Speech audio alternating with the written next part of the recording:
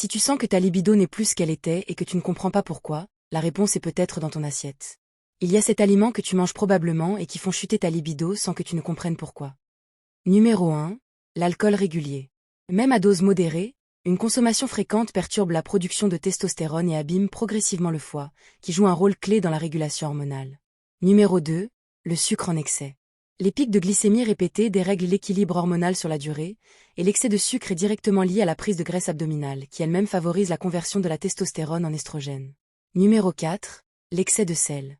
Il fait grimper ta tension artérielle sur le long terme.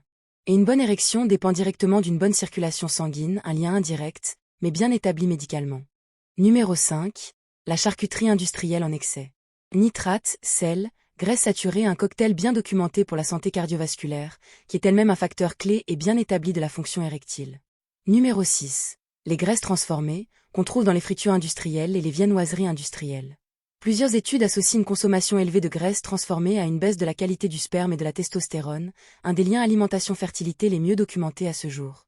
Numéro 7. Celui qui surprend le plus. La réglisse, en grande quantité et de façon prolongée.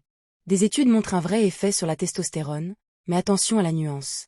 Il faut en consommer plusieurs dizaines de grammes par jour, pendant plusieurs semaines. Une réglisse de temps en temps ne changera rien. Le vrai message à retenir, ce n'est presque jamais un seul aliment qui fait la différence, c'est la répétition et l'excès sur la durée. Le sommeil, le stress et la sédentarité pèsent bien plus lourd que ces aliments pris isolément. Dis-moi en commentaire lequel de ces aliments t'a le plus surpris, et abonne-toi si tu veux qu'on parle des aliments qui font l'inverse.